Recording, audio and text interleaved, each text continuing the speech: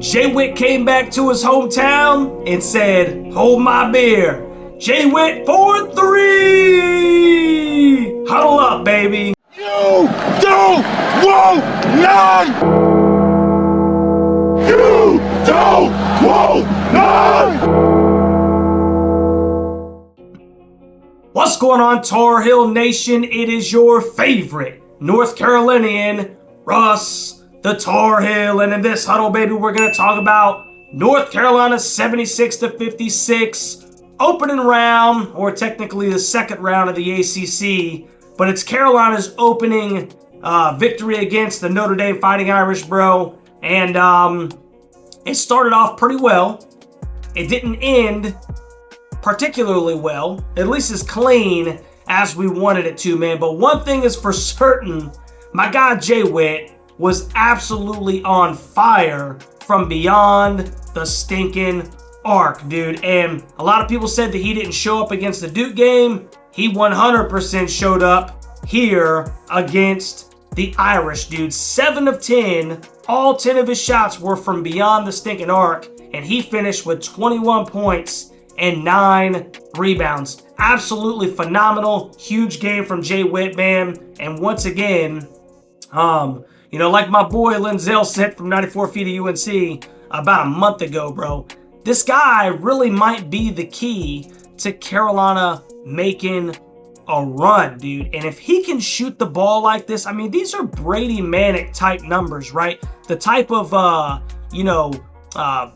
beyond the arc firepower that Manic kind of gave us as we made that push to the national championship game a couple of years back, dude. I mean, I'm not saying look, the dude's shooting 43.5% from 3 coming into the game. He went 7 of 10 right here. I'm pretty sure he's Carolina's best 3-point shooter right now. And you just can't say enough about what J-Wit has done since he's been inserted back into the lineup. And I was one of his biggest critics. I could not be more of one of his biggest hype guys right now, dude, because my guy is playing some good basketball, man. He's just playing some phenomenal basketball. Shout out to J-Wit. Another guy that we got to give some stinking love to, man. Vin Allen-Lubin finished with 17 points, 10 rebounds, dude, and they made a concerted effort, right? You could tell that this was from the top. This was HD to stinking force the ball down low and let him go to work.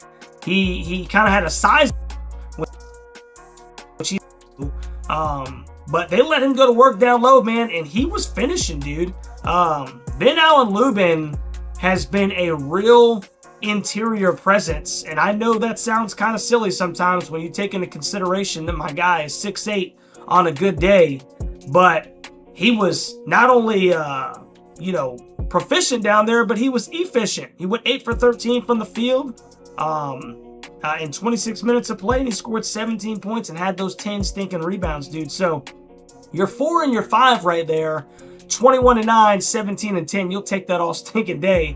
And it's funny because, you know, a lot of people say that this is a guard-oriented team, right? This is nothing but guards. But your 2 big guys, you know, got your big games, if you will, man. I just think that that's kind of an interesting component to this basketball game. When you go and look at, you know, what Carolina shot, 48.3% from the field, 46.4% from 3. They kind of came down towards the second half as the game got a little sloppy at the end, but those are respectable numbers for the game. Notre Dame, 32.3% from the floor, only 30% from 3. It's just not a very potent offensive team, if you will, especially if Marcus Burton is not having his way. Another shout out that we got to give, man, is Drake Powell.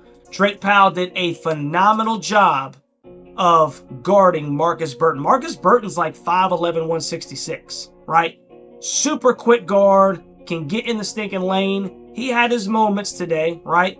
But Drake being a 6'7", 6'8" guy was just really, you could tell, even when Marcus would get by him, he knew that Drake's length was right there, and he was trying to throw stuff off, you know, high off the glass, and it was just, he was having an effect on Marcus's shot, dude. You could tell it was just making him uncomfortable. So Drake did a phenomenal job in large portions of this game, locking down basically their primary, maybe even their only scorer right now, like proficient scorer. And, just did a phenomenal job. Great job from Drake Powell. Guys that really didn't play as well for, longer stints for Carolina. Ian took a little bit to get going, man. Only went 2 for 6, finished with 4 points. I think both of those were like in the last 5 to 6 minutes of the game. And then my guy, Elliot Cadeau, he only had 3 points. But it's okay, because he had 10 assists and he had 2 turnovers. That's a 5-to-1 assist to turnover ratio. That's fantastic. It's fantastic numbers. And then RJ had 6 assists and 1 turnover himself. So from your 2 guards, right, your primary and your backup point guard, if you will, 16 assists to 3 turnovers, bro. That's better than a 5-to-1 assist to turnover ratio. Absolutely stinking fantastic.